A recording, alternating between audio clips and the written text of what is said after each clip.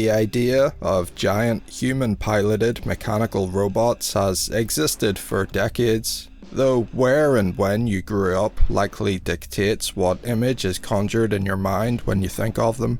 1972's Mazinger Z propelled the concept of almost human-like machines in Japan, where themes of good versus evil evolved into the moral ambiguity of war with the Gundam series. Each set of mechs exhibited all the speed and agility of an Olympic acrobat that continued into the 90s with Evangelion, and even today this style still pervades the entire genre, as evidenced by its popularity in the mobile market and AAA releases such as FromSoft's Armored Core 6. In the West, we were treated to slow and heavy industrial monstrosities, machines built for labour and war that do anything but explore the boundless potential of humanity. Well, except its boundless potential for destruction and misery. The earliest examples of these can be found in Star Wars, and of course later on in Mech Warrior and the truly horrific beasts of Warhammer 40k. Though that's not to say Japan doesn't have its own fair share of clunky mechs. The most famous Japanese export from the 90s always looked like it was on the brink of tripping over its own feet. But for perhaps the best example, we need look no further than the mind of professional lunatic Hideo Kojima. In Metal Gear Solid, he instilled the same anti-war philosophy and warnings against the unchecked scientific advancement of the military that permeates much of the genre in Japan, but took a more Western approach with the actual design of some of his Metal Gears. Following the success of Metal Gear Solid, however, he conjured the idea for Zone of the Enders alongside the game's writer and director Noriaki Okamura, in which the mechs would be very much in line with those classic anime. Okamura, who has been ever present at Konami since the early 90s, had by this point worked with Kojima to some extent on a number of projects, including Snatcher, Policenauts, and the original Metal Gear Solid, and had proven himself a skilled writer and director in his own right with the Tokimeki Memorial drama series. For this new project, he decided to take a step into Kojima's world of dark narratives and complex characters filled with inner turmoil against the backdrop of war. Calling all orbital frames. The game opens in the year 2172 as an army of orbital frames approaches the Antilia colony orbiting Jupiter. We're introduced right away to a pilot named Viola who appears to be more than a little unhinged and seems to be given free rein to cause as much destruction as possible in their goal to retrieve two powerful frames that are hidden on the colony. Viola, Yes, sir. don't let your personal feelings intrude. Over and out. Well, it's time to play. As the attack commences, we join the main character, Leo Stembuck, as he runs to safety through the chaos erupting around him. Then we get a flashback to events that took place like 10 minutes ago, I guess. The flashback shows some classist banter as three of Leo's Pavo mates are tied to a lamppost at the hands of one rich kid, who tries to goad him into a fight he'll most certainly lose. But just as an American police officer might escalate a traffic stop from a simple speeding violation into a homicide, a bloody nose for Leo turns into a lifetime of trauma as Viola descends down in her frame and proceeds to crush his friends as he watches on, frozen in fear. Currently, he finds himself at a factory hiding from an unmanned raptor frame with wacky arms, but just as it closes in on him, he stumbles into the cockpit of one of the hidden frames called Jehudi.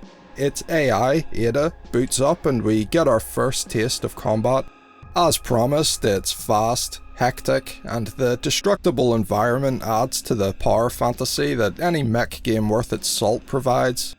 Did I win? I have confirmed that the target has ceased all functions. You are correct. You did win. Who are you? Ada introduces herself but detects more enemies coming and suggests Leo moves out. but before doing so takes us through the tutorial. Triangle is used to ascend and X to descend. Holding R2 while moving with the left analog allows us to dash, while staying put will charge a burst attack. Pressing square at a distance shoots the gun, and close up attacks with a sword, but these change to different attacks if dashing. R1 is block. Circle is used to grab and throw enemies when up close, and when at a distance shoots one of the special weapons we'll collect along the way, which can be seen in the bottom right later, and selected with up and down on the D-pad.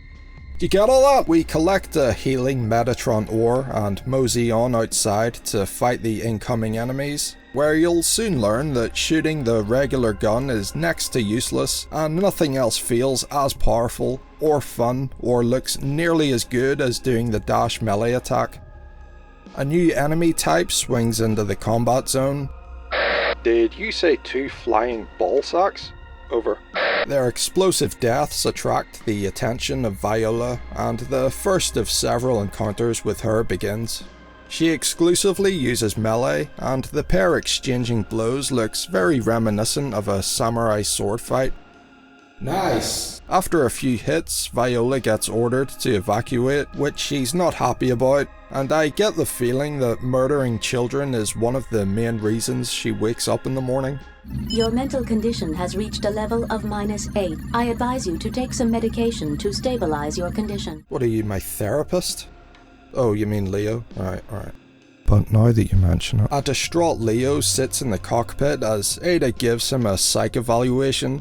He appears to be in the midst of an understandable breakdown, which is made even worse when he receives a message from a transport ship called the Atlantis. A woman named Elena impatiently asks where the real pilot is, telling Leo her job is to pick up Jehudi as it's to be used for a battle on Mars, but upon realizing the only way it's gonna be delivered to her ship now is by Leo, she tries to reassure him that he's doing a good job and he only needs to bring it a little bit further. You fought well. We're just asking for a little more of your help. Please. I suppose you want me to kill again. Well, I want nothing more to do with any of you. Go kill or whatever you want. Just leave me out of it. He's scared, confused, and responds in anger, not willing to put his own life in danger for someone he doesn't even know or a war he doesn't understand. I put my child self in his shoes and concluded that after filling half the cockpit with piss, I would likely feel exactly the same. Leo's reaction to this situation is very human, and it's easy to empathize with his inability to deal with it. you must. Please, help us. Move it, Leo! Help, Leo! You say I can, but how? As the dying screams of his friends echo through his head, and the threat of the countless more deaths that'll occur without his help, he reluctantly agrees with the caveat that he isn't going to kill anyone. A major problem Leo and Ada have is that Jehudi is not fully equipped, making the trek across the colony to the Atlantis a perilous one. The first objective is to get their hands on a server module that'll unlock the world map. We have obtained the program. We have obtained the flying mode module. It allows us to move to other areas by choosing area change from the command menu. It's more of a fancy stage selection screen, to be honest, where Leo immediately sees the sector his home is in is being attacked.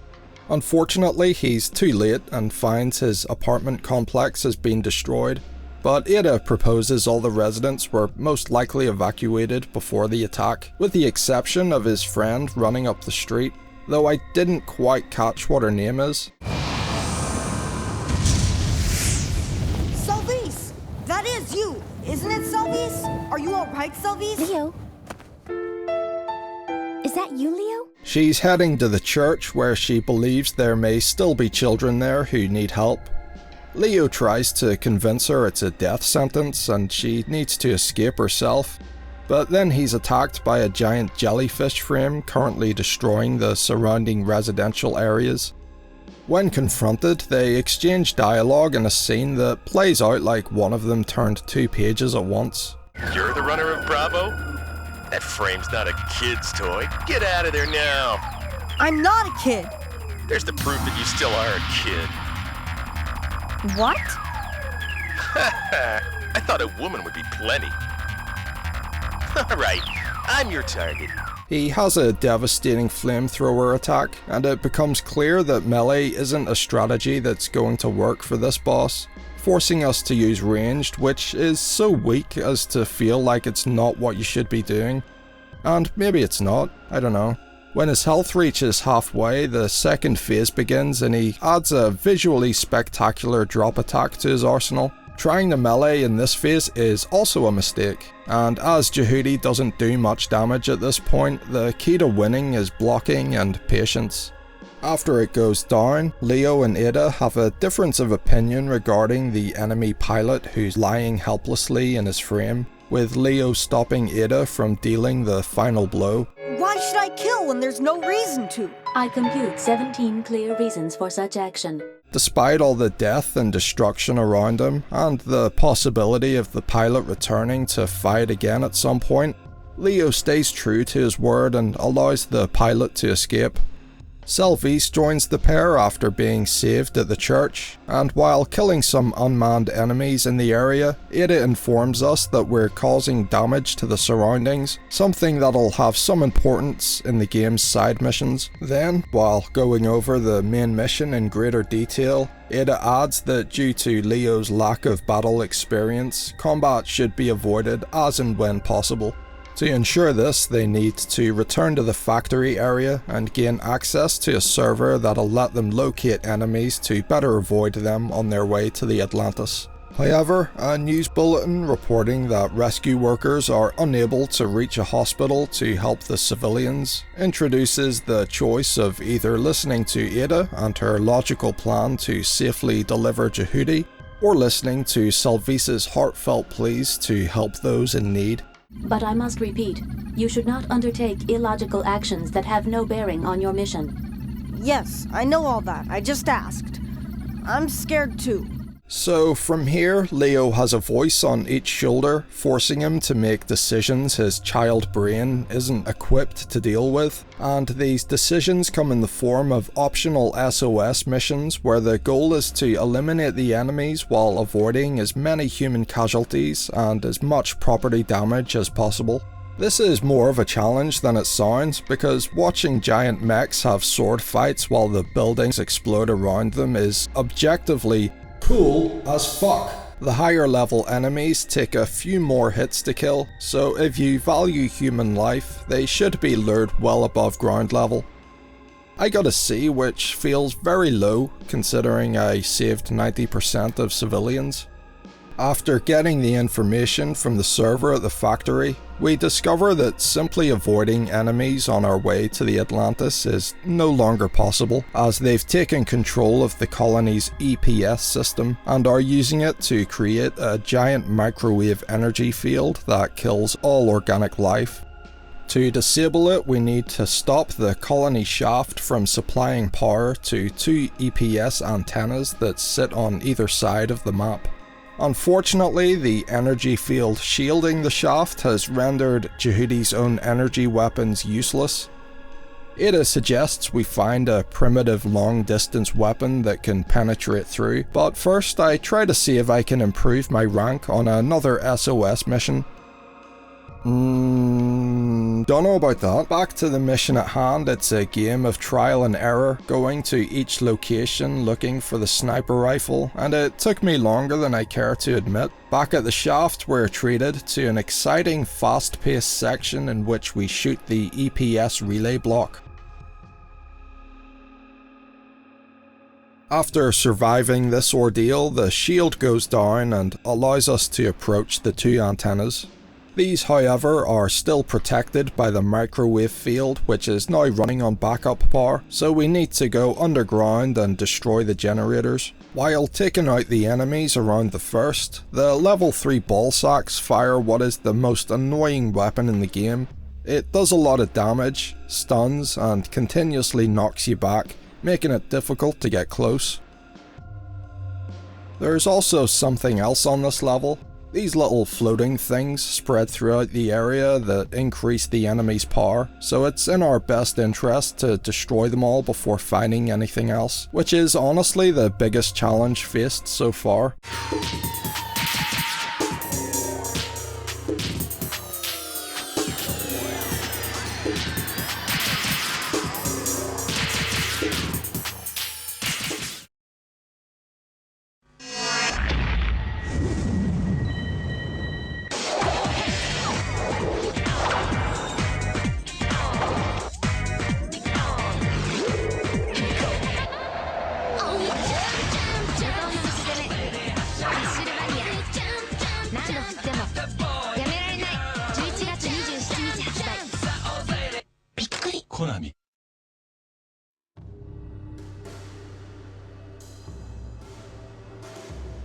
To disable the antenna, we need to go underground and destroy the generator, and the next antenna stage is exactly the same, except the microwave field is blocking the underground entrance, and with Leo and Salvise being organic matter, are unable to get through without being cooked alive, so we have to find another way in. 3 enemies with a reinforced program appear, and drop a passcode when killed.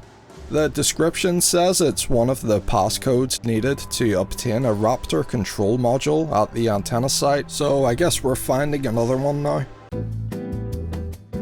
Nothing here. Okay, got the second passcode. Now for the Raptor control module. What will we do? I cannot find a suitable solution to the problem. Fantastic. Maybe it's at this one.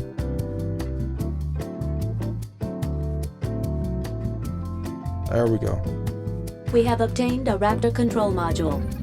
With it, you can operate an unmanned orbital frame which is not currently under control by remote. Now we have to find a Raptor that's not being used. Doesn't seem to be anything here. Nothing here either. Nothing. Where is there a Raptor not under control? Good question, mate.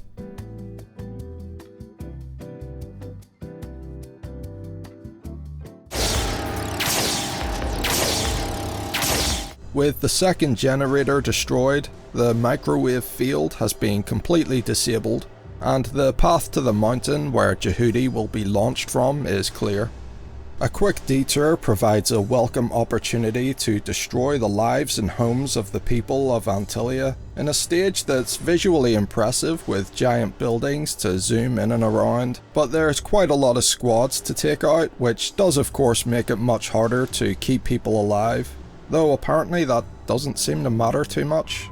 As I said before, it should be clear sailing from here.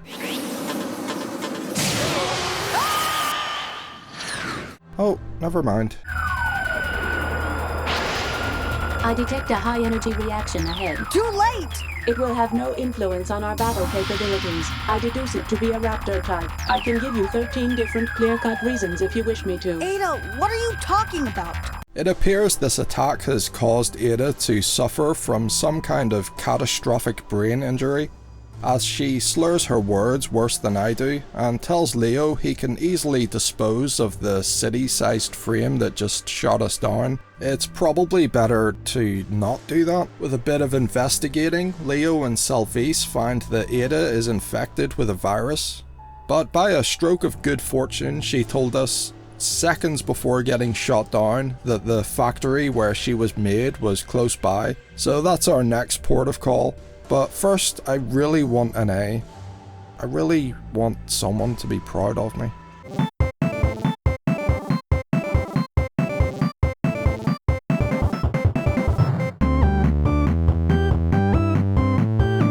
Mission accomplished. I will report damage to neighboring areas from this battle. No damaged buildings. No casualties either. You helped all of them even though you were in the worst condition. Thank you. The factory is crawling with frames, and to make matters worse, Jehudi is now one hit away from death, turning this into a quasi-stealth stage. Drake,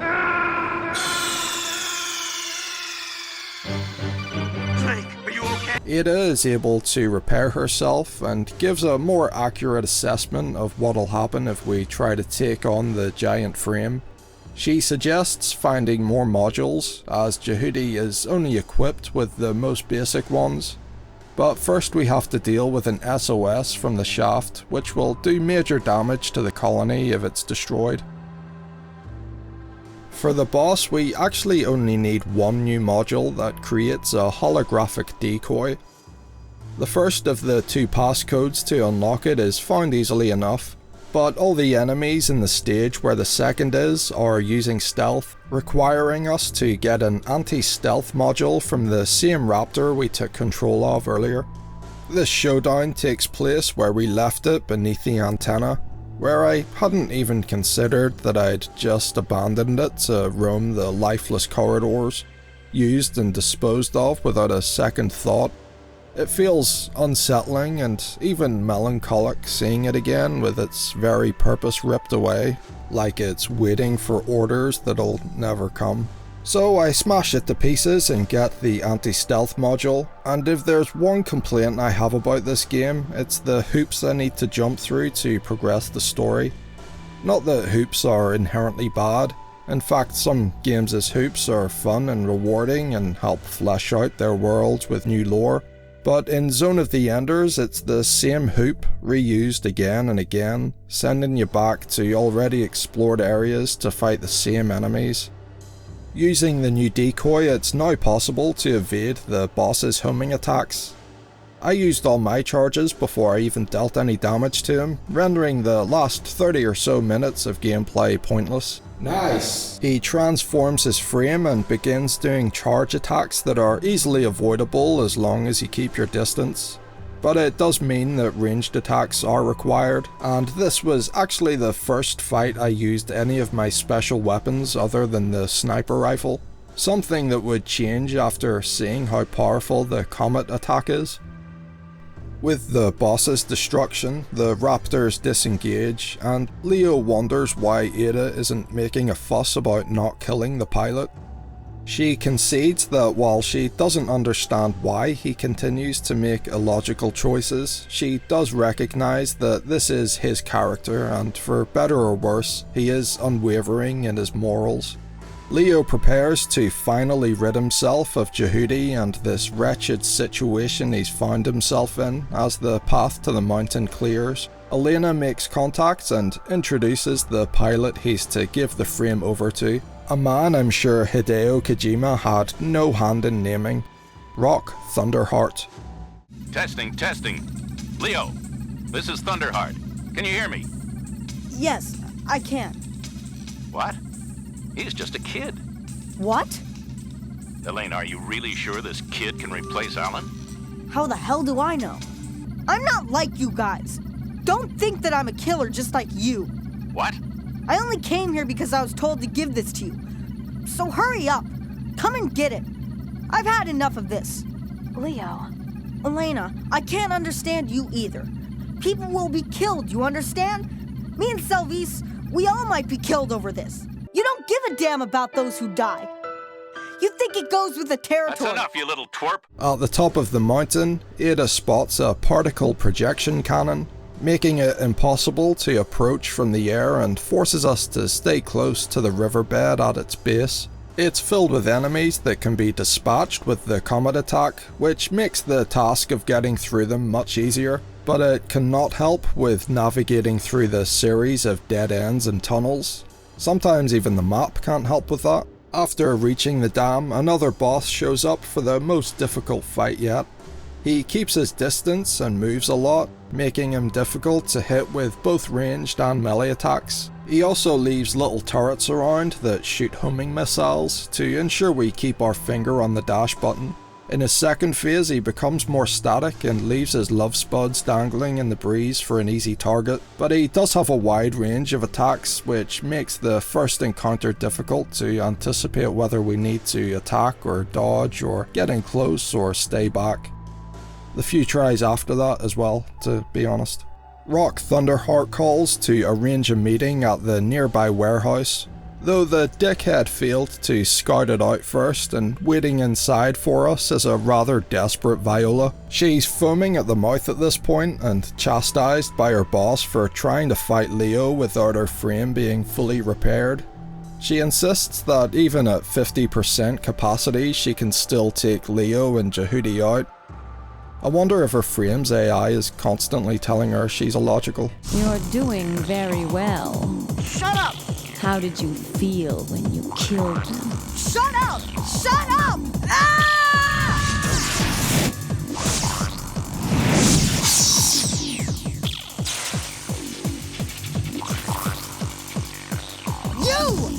You killed my friends! Well, what if I did kill them? Damn it! Come on, come at me. For some reason I thought this Viola fight would be different from our previous battles and I'd be able to use ranged attacks. This is not the case and was forced into using the time-tested melee dash attack. After a few blows, Viola manages to trap Leo in some kind of snare, and with his apparent death imminent, Ada instructs him to use Jehudi's emergency exit while she self-destructs so he and Salvise can escape. The beginning of their relationship was rough to say the least. Leo saw Ada as nothing more than a soulless AI, incapable of understanding how he felt, but over the course of the game she's been the only real support he's had. A gentle hand that's guided him through this whole ordeal, and who's come to understand him in her own way. After detaching the cockpit, I will blow up Jehuti. No! I do not understand. What do you mean by no? Just shut up. Let me think. He refuses to let her die, snapping back in his stubborn way that has become endearing. His mind has been made up. He knows what the right thing to do is, even if he can't articulate it. And through the power of friendship, he manages to break free from the snare. Viola puts up a much tougher fight now, and it becomes very hectic very quickly. And it honestly felt like I was just button mashing towards the end as I frantically tried to dodge her attacks.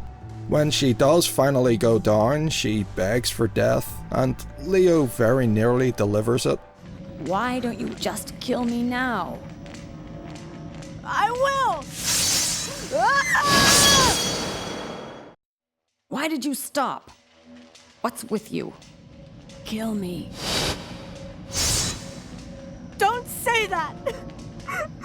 I won't! You'd better keep this in mind, boy. In battle, every time you wonder whether or not to do something, you'll end up losing. In the cockpit, Ada tells him off for putting himself in danger to save her, and almost as if a spark of humanity flickers through the ones and zeros of her programming, we hear a crack in her voice and an almost frustrated tone as she tries to understand why he did it. I am a mere program, a lifeless program. What you did to save me was very illogical. That's not true.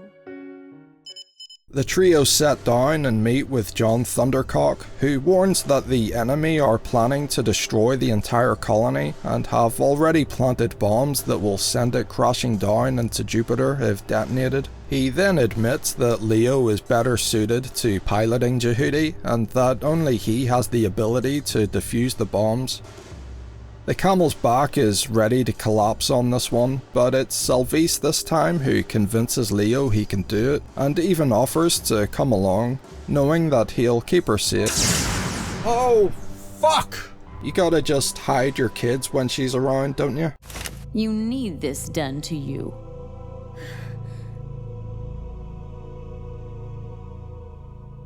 Salvise?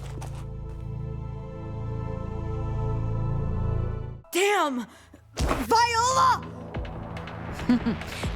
Time to settle our fight. Come to spaceport. I'll be waiting.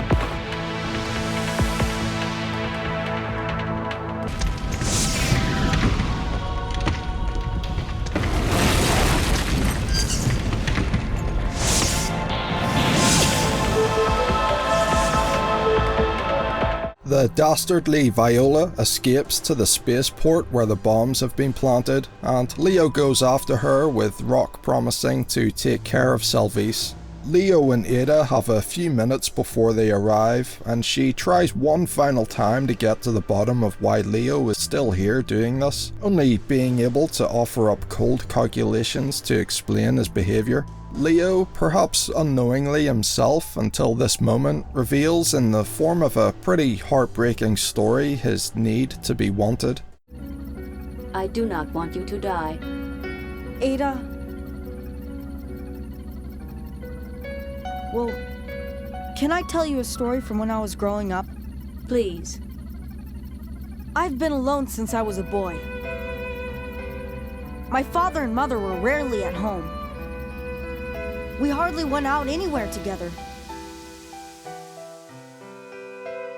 When I was 10 years old, my father was posted to Jupiter, so we went out for a rare family dinner together. I was so happy, but during the entire meal, my father and mother were fighting over who would take me. They weren't arguing to get me. They both wanted to get rid of me. That only reinforced my belief that I was an unwanted child. My friends and my teachers, too. It's always been like that. I was the child no one wanted. Nobody will be upset if I'm gone. Even if I died, there would be no one to mourn my loss. The reason I stay here is because I'm needed. Salvise and you are by my side, and there are even people to give me orders when I don't understand what's going on. There are people who need me finally, and for that, I'll devote my life to them.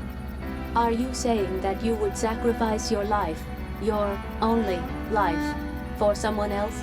I don't know. Maybe I'm wrong. I feel that together we can do it. The final stage is a giant cylinder that's an absolute bollocks to navigate, where we have to locate several bombs scattered about, which upon finding we are given 1 minute to disarm. This is challenging due to the number of enemies roaming the area, as there's not always enough time to take them all out first, so the disarming process feels pretty tense as they will disrupt it if they attack.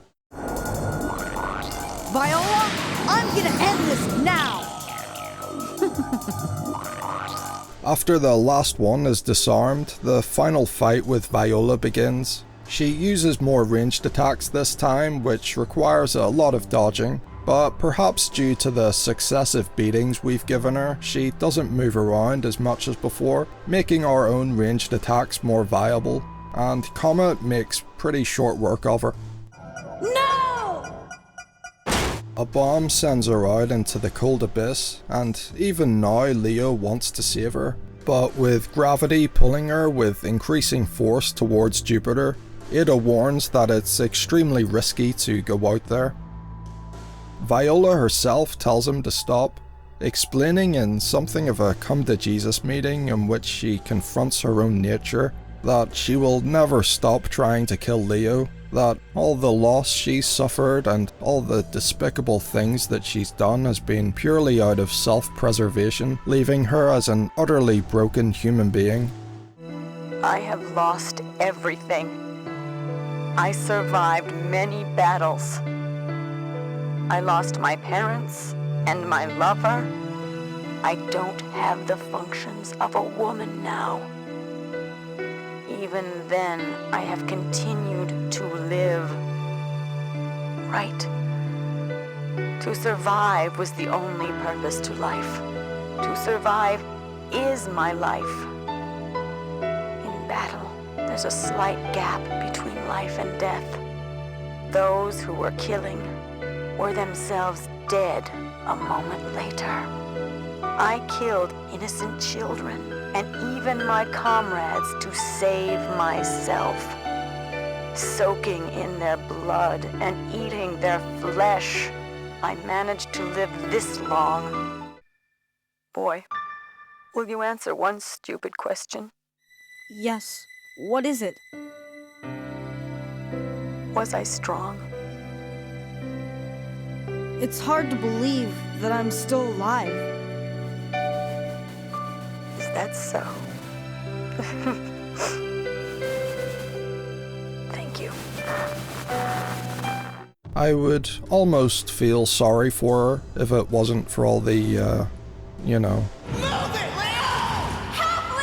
As she dissolves into space dust, we get another visitor, the author of this whole invasion and his new frame called Anubis.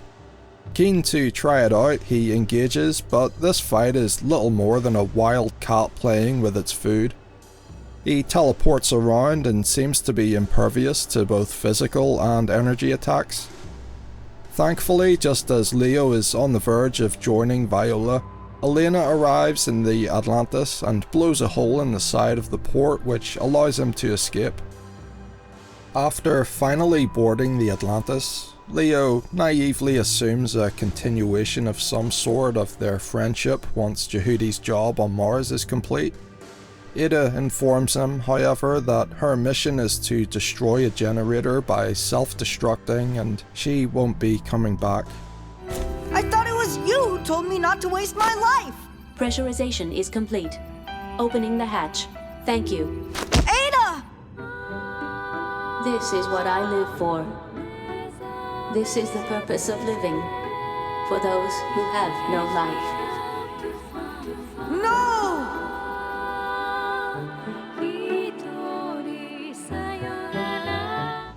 It's a bittersweet end to this chapter of the story, with Salvise recovering and Leo's job now complete.